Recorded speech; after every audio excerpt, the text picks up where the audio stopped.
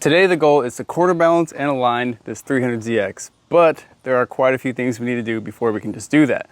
First of all, we have to replace the rear subframe and put on all of these aftermarket arms. I did go ahead and get them powder coated in this chrome silver look. It looks pretty fresh. And we also have these diff bushings we need to install, and then we also have subframe bushings to install. I do have the subframe bushings in the freezer right now, because when they're rock hard, they're a lot easier to pound into the holes. We left off with adding some power to the Z. If you guys missed those last recent videos, we have a G30 turbo on here with an Artec turbo manifold, some V-band clamps. I have no idea how much horsepower it's making because we street tuned it, but it's basically just running off the wastegate spring, which is 5 PSI.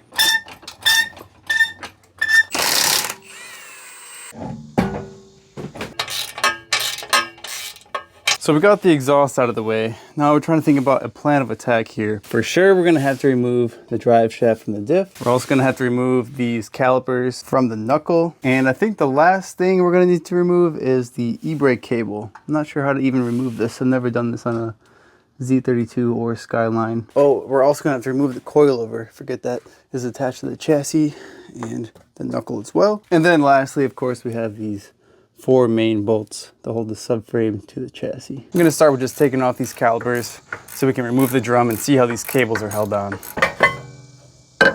Hopefully these rotors aren't rusted on here. Probably gotta put the e-brake down, that would make sense. Looks like there is a little bit of shoe left. I'm not sure how much the spec is. Looks like the cable comes around down the bottom here into, can't even see it. Just trying to loosen that stud that's holding on this cable. See if that does anything. I think I got it after disassembling half of the drum. All right. Gonna have to remember how this goes back on. The drive shaft stuck. There's no bolts in it. Just like Devin said, anything's a hammer. The bolt. Oh yeah, there it is. Nice. Oh, beautiful. Thank you, Tim. Yes. Last remaining bolts are the 4 bolts that hold it to the chassis. Where is it? Not that bad, dog. Oh yeah, right here. They're not that bad. Here's another one. Yeah, luckily these bushings are grease filled from the factory and they've been leaking, which is honestly one of the major reasons why I wanted to replace this, because there's a lot of play within the subframe. You feel the rear end kind of moving around a little bit. Not very ideal. Oh, just got covered in sand and dust and dirt. Yep.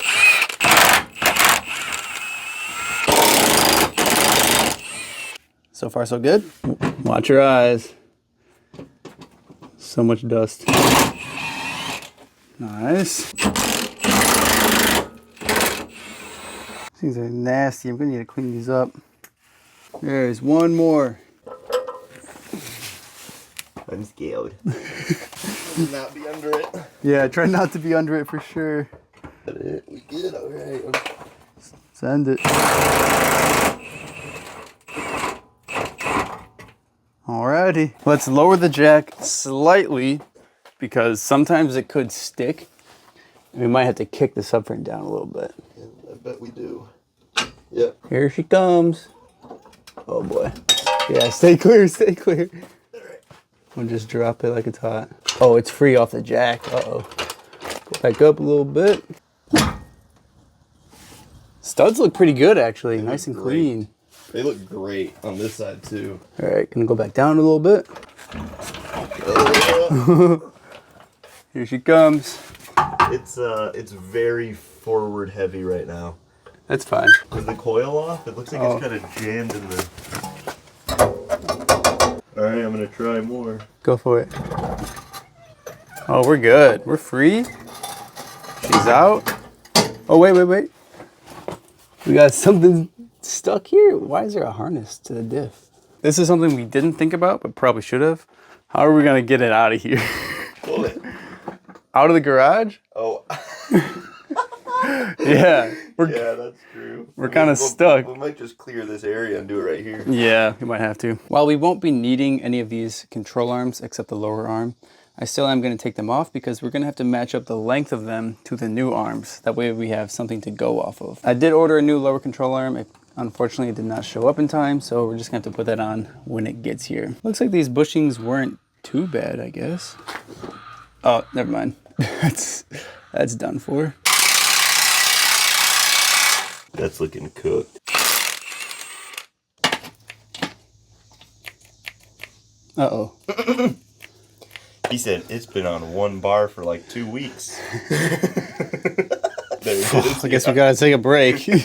While the impact battery is recharging, let's start working on this subframe. Gotta put in those new bushings still. I think we'll just start off with putting in the 4 main bushings. That's usually the hardest part. I did leave them in the freezer, so let's go grab them.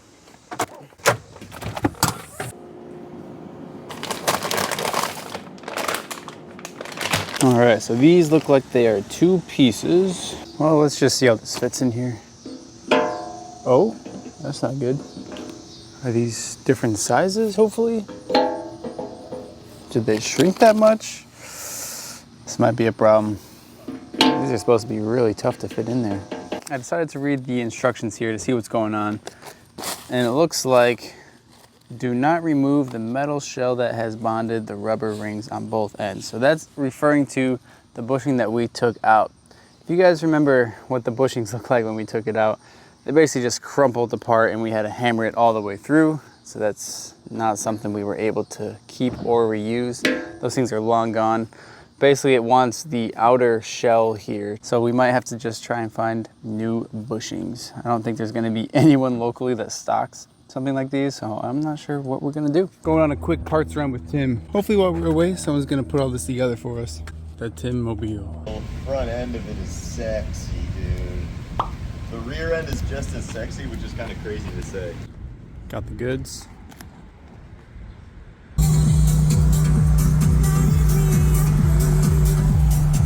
Finally got back from our 2.5–3 hour detour. It's probably gonna rain here any second. Hopefully we can get these subframe bushings in soon. Now these actually install from the bottom. So these actually raise the subframe about 15 millimeters, and that will help correct steering geometry, roll center correction, I guess they call it. So I guess we're gonna flip this thing over and hopefully these fit. These are S13 subframe bushings, so these aren't even for Z32, but hopefully they're the same size. We're gonna have to beat all of these in, aren't we? Mm-hmm. Grab the sledgehammer. Very gently. A little bit of lubrication that helps slide her in. Can't go in dry, especially on these oversized cylinders.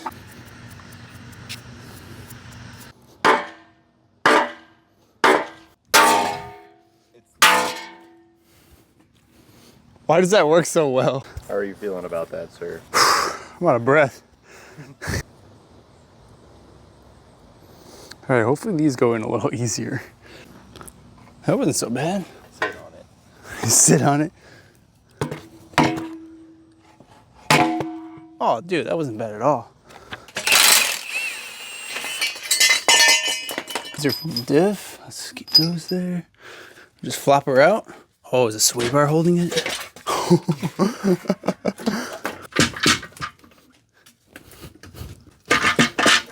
Nice. Crusty subframe. Yeah. The only real difference I'm noticing between these 2 subframes is that the old one has these weights built into it. This one did not have that. Does anyone have any idea why that might be? I think the plan of attack is going to be throwing the diff in first, then all the arms. But again, we have to set the length for each and every arm. I found out this is just a speed sensor for each output of the diff. I'm not going to be utilizing speed sensors, so might as well just take these out. Less parts the better, right? While we have the diff out, we're going to go ahead and replace these bushings here on the front. It looks like this is a washer that has a bushing built in. It's pretty interesting. Never really seen something like that. And then there's a rubber grommet on the bottom here that you can just peel off. And then it looks like the metal is on top here, so that means we'd have to press it out the other way. And luckily these are 2-piece, so hopefully that'll go together easily. Maybe we can sandwich it in with a nut and bolt, with a washer, of course. Wow, that didn't require too much. Oh, these definitely need to be replaced though. Yes. But it looks like we need to get that outer race out still. Let's try and find a socket that fits it nicely. Oh, that one just pushed out. Yeah, 19. Let's see if that one works. It's moving actually, wow. It's going. Just trying not to hit my fingers right now. Whoa. Money clip. Nice. Just before I smacked my fingers too. Got some grease on this bushing. Slide her in there. Oh man, poly is so nice to work with. Flip a diff over, put the other bushing on top. So the directions said to put these two on, which has a nice label facing forward. And then they get washers too. Start those. Yeah, dude, I don't know if that's gonna compress enough.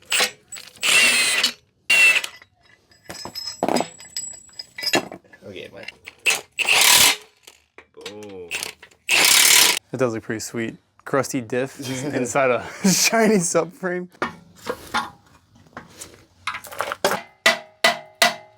There you go. Took out some some of the coating. Wow, that coating may be thick, but you know what they say?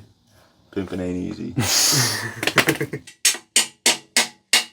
I've got all the new arms laid out alongside the older arms, and I tried to match up the length to the best of my ability.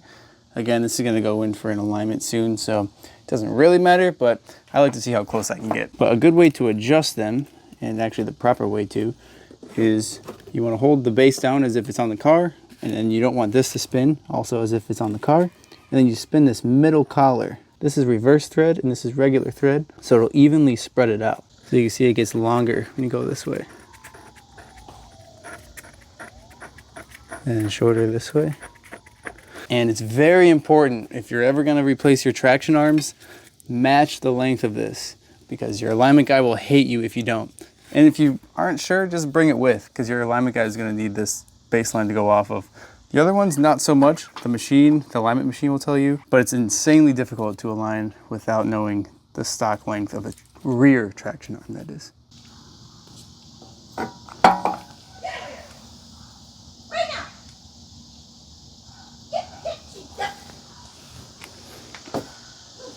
What the heck? I went ahead and greased every single bolt on the inside. That way they don't rust from the inside out. We got the subframe all put together. It's time to slide it under the car and mount it for good. He's screaming now. I think we need to go in a little further. Got that one started. That one's going in. Good amount of resistance now. Oh, it's looking sweet. We can keep going up. I think it's just trying to center it.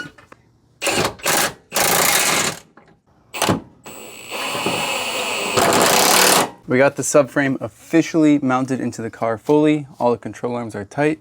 The next few steps are attaching the drive shaft to the differential. Also gonna have to put on the exhaust to finish off, but I need to remember how the drum system goes back on. I did go ahead and reattach the cable in the backside here. It's all bolted in already. And we got the drum mechanisms over here. Luckily, I do remember kind of how this goes. We'll figure it out. I took a whole bunch of pictures before I took this one apart, luckily. Managed to get the drums put back together. That was fun. Put the rotor back on.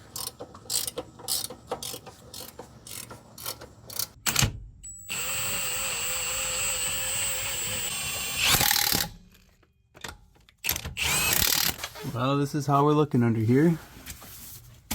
Looks pretty sweet. The only downside is, one, you can't see it ever. And two, now you can really see all the rusty parts like the diff and the hardware that I had to reuse. But that's all right. We'll clean that up someday. Someday when we have a lift in a shop, not a garage floor. I did throw it in gear last second. Come grab it. Oh, dude, the alignment. It's towed out in the rear. Yeah, I see that. Right? I mean, a bit actually. A lot. Yeah. I mean, we just kind of eyeballed it. Was not expecting a perfect alignment. Oh, this is too. Yeah, both towed out. That's all right. It'll be all right. Yeah. That's tomorrow's Drive, yeah. mission. Alignment and corner balance. light rod. Something I totally forgot to account for is the fact that we raised the subframe so the car is actually sitting lower than it was before. It's down to 1 finger. I think it was around 1 finger before, but it was cambered in. These upper control arms are definitely longer, meaning that the camber is more positive. That's why I think we're rubbing so bad.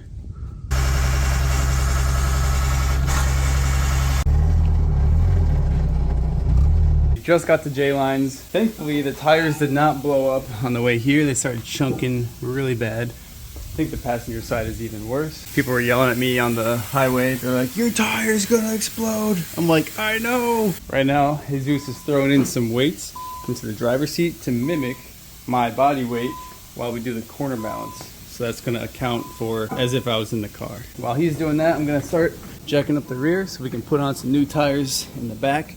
Because you don't want to have shot tires on an alignment plus a corner balance. You want that to be as accurate as possible. So we're going to use some new rubber.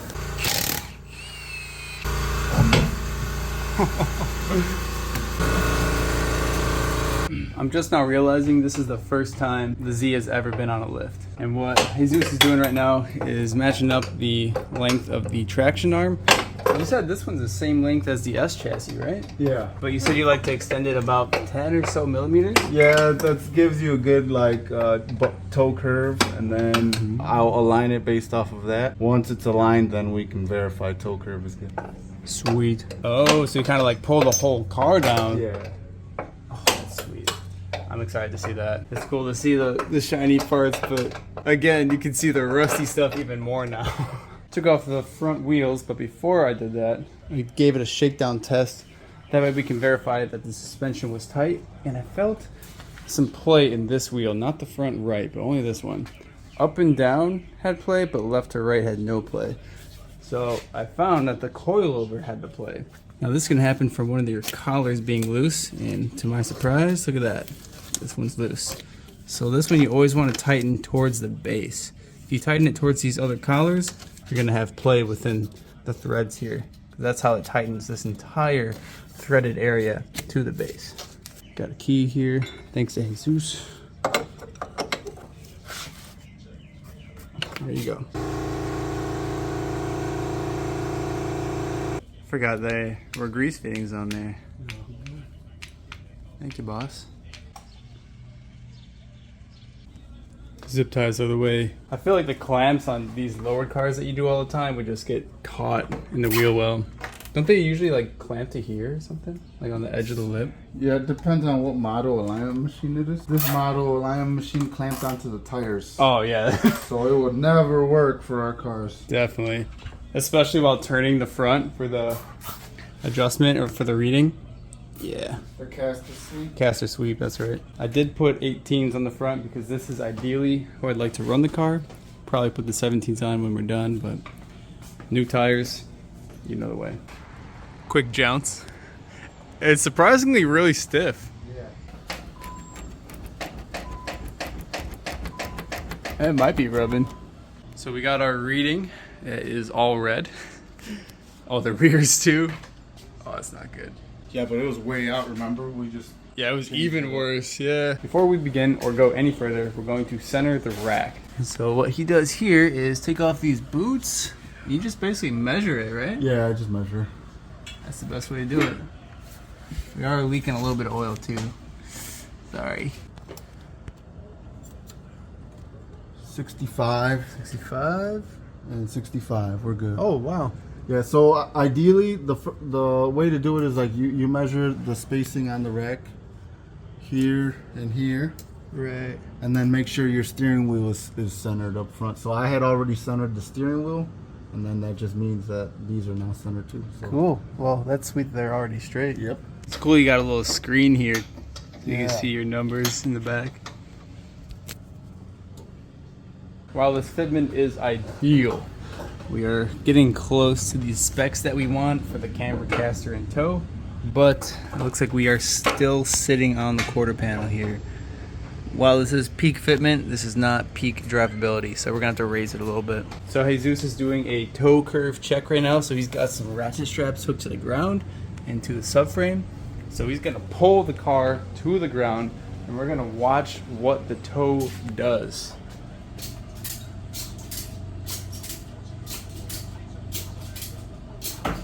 Looks like it's towing in. It is towing in pretty good. And you can change how that reacts based on the traction arm, right? Correct. That's so cool how that works. So although the measurements were looking good and within spec, we are gonna make some slight adjustments. Or shortening it because your tire is already contacting the mount between the quarter and the bumper. Right. So the traction arm length helps a lot with the rate of toe in under compression. I lengthened it to begin with, but now I'm going shorter to try to give you more clearance. Got you. That's gonna move the entire wheel and knuckle assembly forward, but also twist it up a little bit. And that's gonna give us better clearance here as well. We're just trying to find a happy medium here, although it was in spec, but the fitment is a little bit off. So we've only adjusted the left side, so we're gonna see how it reacts in comparison to the right side, how it was originally.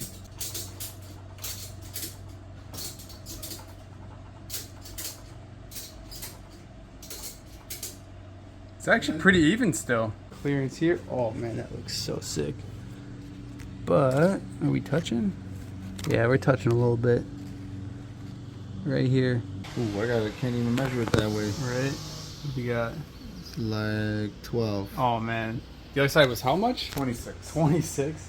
Yeah, so we're gonna start the corner balance procedure. That's why we're not messing with any of the front adjustments right now, because it's all gonna get out of whack regardless. It's like 40. Hard to tell with the bacon here. It's about like 44-ish. So basically the whole driver's side's lower. Yeah. I see. And the weight is in it, so like maybe But it's that's correct, causing yeah. it. So we've taken off the wheels and we have bolted on these stands. These stands are going to sit onto scales. That way we can see what each corner weighs.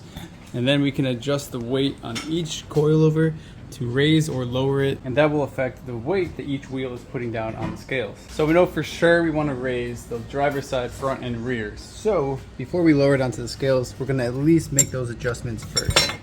And to do that, we're going to loosen this collar on the bottom of the coilover. Right. Spin up the whole thing all at once.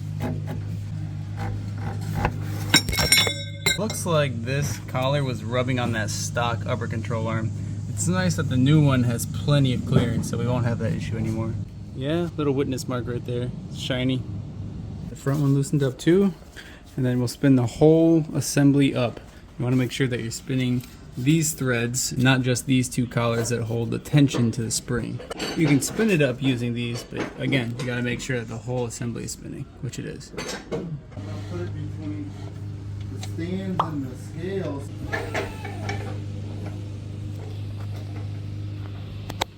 Got the wireless readout. It weighs just over 3,000 pounds. Dang. It'll take a minute to kind of settle. Oh, it's got to settle a bit. How much do 240s usually weigh? Like 25. Oh man, this thing is heavy. Mr. Team, to the rescue. Of course. Thank you, sir. Of course. This man brought overnight parts from Japan. We were waiting on the control arms, and Tim drove all the way back to the house to grab them. They just showed up. Oh, I got a steering wheel. Forgot about that. This is a buy order. Damn, okay. Right? I was planning to put this on the Integra. Ready? Function.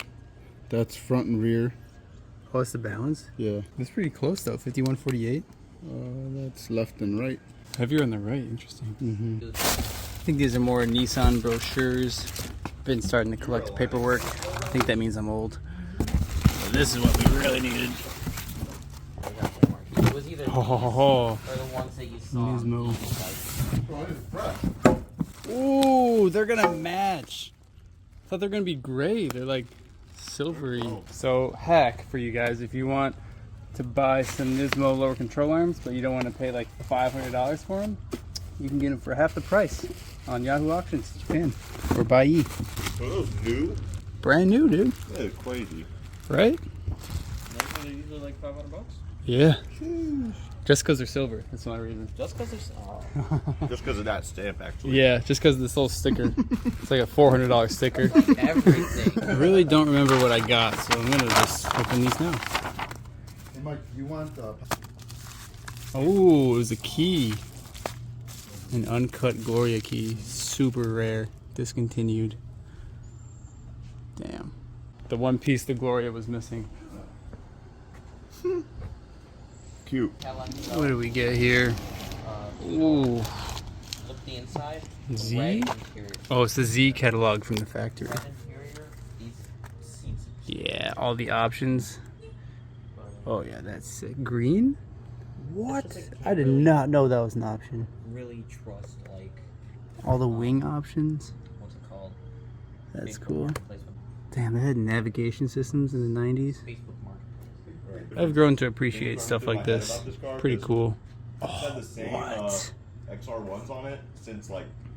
Man. Whoa, what is So I was this? like, kind of wanted, and then. I don't know. Like, Can someone translate this? and all that. So if you want. You got this one too. This one looks like just a poster book. My new lower control arm. Black one. So, Just another dealership one. Oh, look at that. Same color. Ideally, Super cool. And blue. yeah. Same thing, like poster book. Yeah.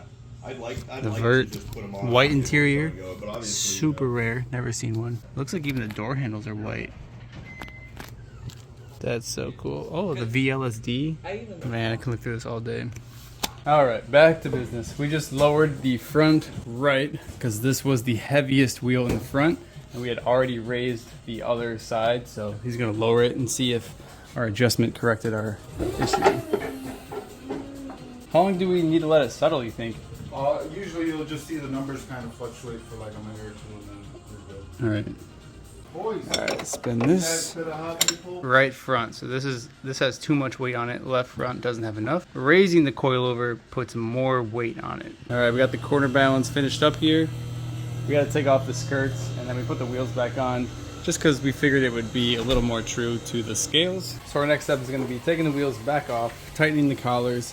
Then we're going to replace the lower control arms since Tim was nice enough to bring them in. We are working on getting these lower ball joints free first since that's the hardest piece of the puzzle. Started getting this one spun free. Jesus just got the cotter pin out of this side. That was a real fun time, wasn't it? Yeah. Dude, that one's crusty. Yeah, bro. You got it or did it slip? Nah, it moved a little bit. It's just crusty as hell. Is this method number 2? Yeah, Heat? it didn't want to move. Is it just cooking it or what? Yeah, it uses induction to like heat up the coil. Interesting. It's called it's made by Induction Innovations. It's called the Mini Ductor. Mini ductor. It is smoking a bit. It's doing something. Oh yeah, it's getting hot. So we got the nut off of the lower control arm ball joint. That was really fun. There was a metal cup that was on here. Luckily, Jesus already pulled that one out. So we're getting away, pulling these bolts off, and then we realized I accidentally put the bolt on this side, meaning that when the nut comes off, obviously it's gonna hit the frame rail here. So we have to drop the subframe. We would just cut them off, but I didn't bring any of my spare hardware, so. And I'm a Mazda guy. What does that mean? Everything's like 14 mil, like small. Oh, I see. You know, like lightweight race car stuff. Oh, Not this right. big bulky stuff. You don't wouldn't know, you don't want man. something built to last, huh? Nope, we don't do that. That's why I go through transmissions like I do. Did you ever blow a diff on those? I hear that's a big problem. The wings are the issue. So Like the mounts. right. But yes, I blew that. I've never changed the fluid in this differential. It's holding up great. I don't think it hardly had any fluid in it. We were tumbling it around last night, and nothing came out. I know. I meant to change the fluid, but hopefully tomorrow. Luckily, we didn't have to drop the subframe all the way out, but we lowered it enough to get the bolt free. Check out these old versus new bushings. These things are crusty. We got these. These are pretty nice looking. The arm looks identical. I don't see any differences. This one has the plastic shield on it. And this one's not even reinforced or nothing. Same thing. Just spray painted silver. Alright, so we finally lowered the car back onto the tables. New lower control arms are on. That was a lot harder of a task than we were ready for. We left the lower control arm bolts loose as well as the coilover bolts. That way we can tighten them at full droop so they don't prematurely tear up. Now since we had adjusted the ride height, all the measurements in the rear are a little bit off. Luckily the front wasn't too far off, but we just need to dial it back in. Then we're ready to rock. Alright, the results are in. Here's our rear spec.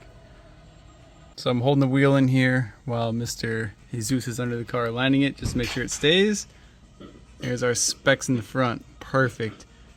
About 3.5 degrees of negative camber. Caster is at 8 and 0 toe for the front. Car is done.